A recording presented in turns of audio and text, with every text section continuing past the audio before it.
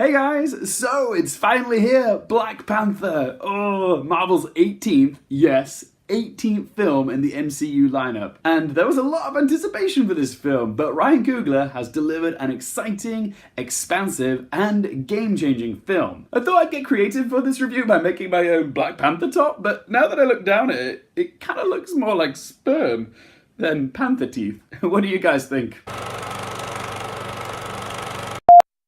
Wakanda forever! I think that's right. It's either that or Wonder Woman, I'm not sure which. So Black Panther takes place shortly after the events of Captain America's Civil War. And if you guys remember, in Captain America's Civil War, there was an explosion at the UN which killed the King of Wakanda. And that means now that his son, T'Challa, who's played by Chadwick Boseman, must become the King of Wakanda. So that's basically where this film starts off at. T'Challa is going to become king, but he's also the Black Panther now. So this film sort of sees him trying to figure it out and make the right balance between warrior and leader. I thought being an actor and an event supervisor and a film vlogger was a tough balancing act. But try being a superhero and a king at the same time, Luke, and then you're allowed to bitch about juggling multiple jobs. This film is set in the fictional African country of Wakanda, and what this film does an amazing job of is immersing you into the Wakandan culture. There are 5 different tribes that make up the Wakandan people, and what Ryan Coogler and Joe Robert Cole do a great job of is giving you a sense of what each of the tribes is like. Their food, their politics, their beliefs, their attitudes, their fashion, their livestock. They're all a little bit different from each other, but they're united together as one. Essentially, they are 5 digits that make up one hand. They're also a very advanced civilization because a meteorite made of vibranium basically crashed in the exact spot of Wakanda.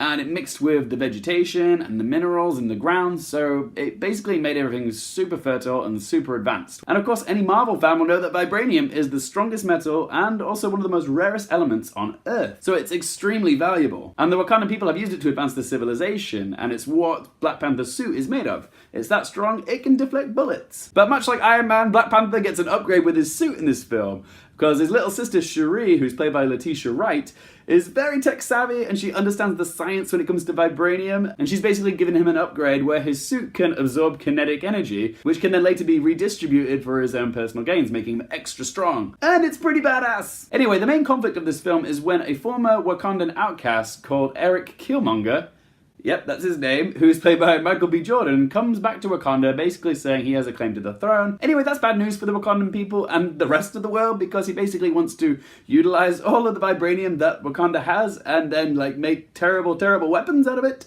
and then distribute them across the world. So yeah, agent of chaos, essentially. I was very impressed with Michael B. Jordan's performance in this as Killmonger. Coogler and Cole's script does a really good job of crafting the background of his character, but also we get to see glimpses of his childhood, and he grew up in a sort of deprived urban area of Oakland, California.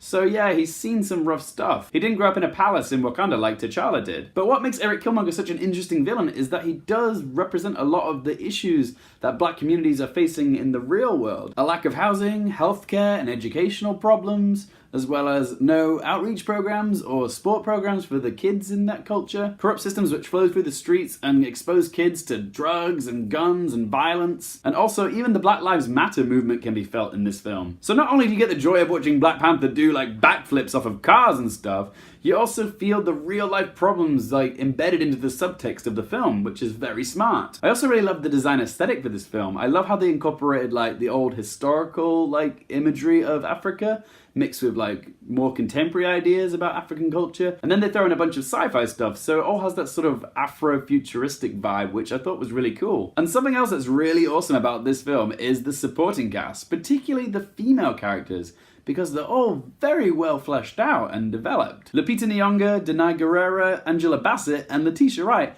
are all fantastic in their supporting roles. And a fun fact that you guys might like to know is that Letitia Wright was supposed to be in the film that I was in, How to Talk to Girls at Parties, but she had to drop out to make this film. So yeah, I think she made the right choice because now she's got to play a superhero character. Why have I not been cast in a Marvel movie? I've clearly got the wrist action for it. I could take on anyone. But one character that I wish was expanded a little bit more was Daniel Kaluuya's character, Wakabi, because he's actually in a relationship with Danai Gurira's character, the General. And there's this moment, towards the end of this film, where the 2 tribes sort of collide with each other, and this could have been a much more powerful moment if, they sort of explored that relationship a little bit more, because, yeah, it's a very interesting conflict seeing two people who love each other who are sort of forced to fight each other. But yeah, I felt this could have been like a little bit more of a powerful moment if we got to see more of that relationship explored. But of course, what carries this film is the performance of Black Panther himself, Chadwick Boseman. Oh my god, he is just sensational as T'Challa, effortlessly charming, regal, and ferocious. Wow. He managed to hold his own as the newbie character in Captain America Civil War, a film that was flooded with characters that were already established and that we knew and loved. But now that he's got his own film and that we've seen his family and his friends and his culture and his background, he's just one of the most interesting characters in the entire MCU, and I want to see more of him now. Okay, so now let's talk about my criticisms of this film. Even though this is a monumental superhero film with a predominantly black cast, it still does follow a typical rise, fall, rise narrative structure for T'Challa. So when I was watching this and I was sort of like predicting in my head what was going to happen next, I was more often than not correct about where I thought this was going to go. So yeah, it is quite predictable. The story itself isn't particularly groundbreaking, but because this is a superhero film exploring African culture as a whole, it does feel very fresh. So it's the same typical formula, but the film has a very different flavour. Also, there were some scenes that were clearly shot in front of a green screen, and that was just like painfully distracting for me. Whenever I'm watching a film and I can tell something's green screen, it just drives me nuts because it takes me out of the film or the world of the film that we're supposed to be in. And also there is one more thing, and this isn't really a criticism of Black Panther, it's more a criticism of the Marvel marketing campaign.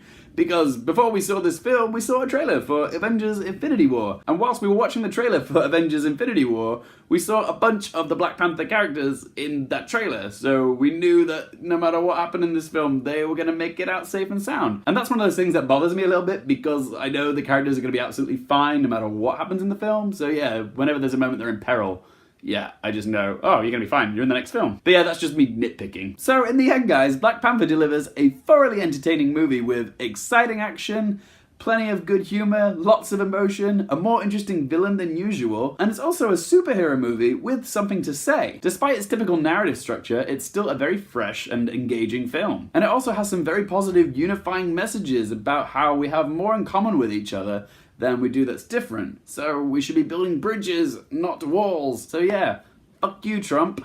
When this film ended, people were applauding and cheering, and that never happens unless I'm at a festival or a press screening or a premiere. This was just a typical public screening, and yeah, people went nuts for this film because it speaks to them and people know how important a film like this is. Because it's way more than just a superhero movie. So guys, I'm gonna give Black Panther a 7.5 out of 10. So my quick question for you today, guys, is what is your most anticipated film of 2018? For me, it's gotta be Ready Player One by Steven Spielberg. I am unbelievably excited for that. But yeah, I want to know what your other highly anticipated films of 2018 are because yeah, I'm going to add them to the list.